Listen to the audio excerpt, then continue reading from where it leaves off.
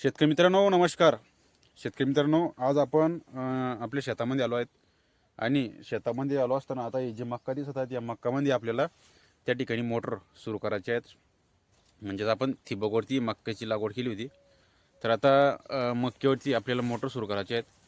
तर मित्रांनो, भरपूरशा शेतकऱ्यांनी मक्का या पिकाची लागवड केली आहे आणि मक्का या पिकाची लागवड करत असताना आता थंडीमुळे थोडीशी मक्का लेट होऊ लागली. म्हणजे थंडी जास्त असल्यामुळे थोडीशी येण्यासाठी लेट होऊ लागली मक्काच नाही तर कोणतीही भाजीपाला पिकं जर का तुम्ही बघितली तर थंडीच्या दिवसामध्ये ते थोडीशी लेट होत असतात.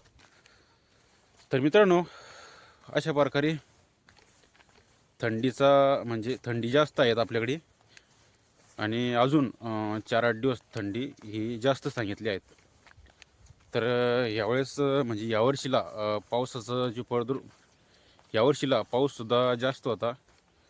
पाऊस जास्त असल्यामुळे थंडीसुद्धा जास्त आहेत आणि थंडी जास्त असल्यामुळे आता पुढे उन्हाळा येणार आहेत, तर उन्हाळासुद्धा आपल्याला चांगलाच तापताना त्या ठिकाणी दिसणार आहेत.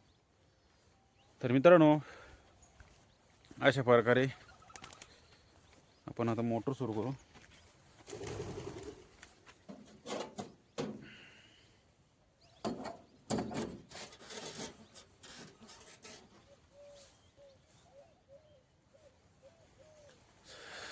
तर शेतकरी मित्रांनो, आता काही भागामध्ये जे पाणी आहेत विहिरीमध्ये, तर ते पाणी आपल्याला आता काही शेतकऱ्यांच्या विहिरीचं पाणी त्या ठिकाणी कमी होताना दिसणार आहेत.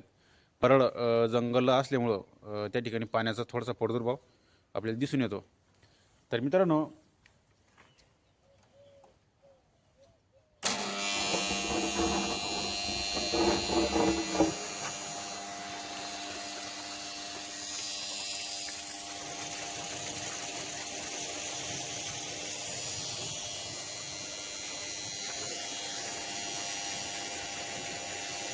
आता आपण मोटर सुरू केली आणि आता ती मोटर चालली आता मक्कीवरती.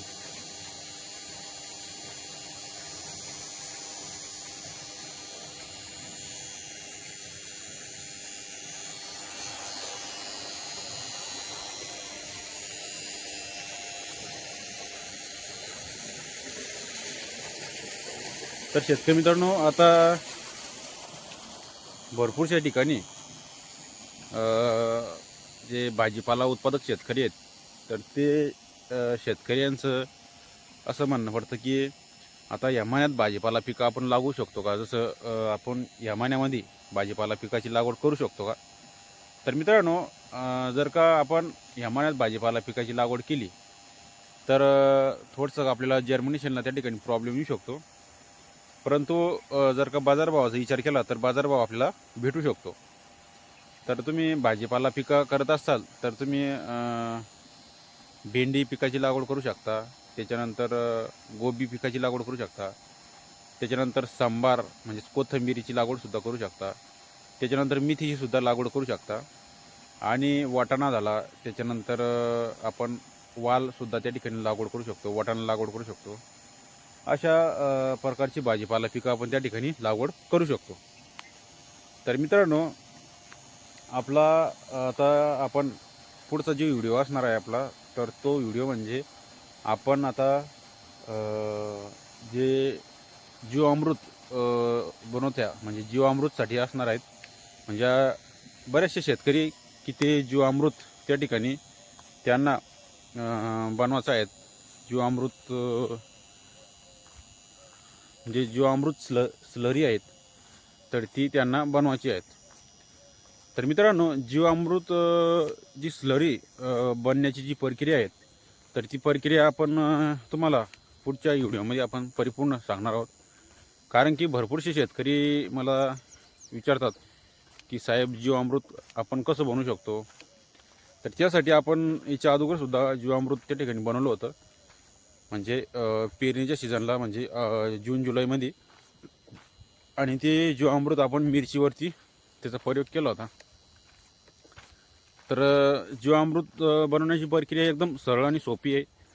तीसुद्धा पुढचे जे व्हिडिओ आपला बनणार आहेत, तर त्या व्हिडिओच्या माध्यमातून आपण तुम्हाला सांगणार आहोत. तर आता आपला व्हिडिओ असणार आहेत. तर तुम्हाला काही शंका असली किंवा काही प्रश्न असले तुम्ही खाली कमेंट बॉक्समध्ये त्या ठिकाणी मांडू शकता. आणि हा जो व्हिडिओ बनवला तर हा व्हिडिओ म्हणजे एकदम जनरली बनवला, काही विशेष म्हणून नव्हता. तर मित्रांनो, धन्यवाद.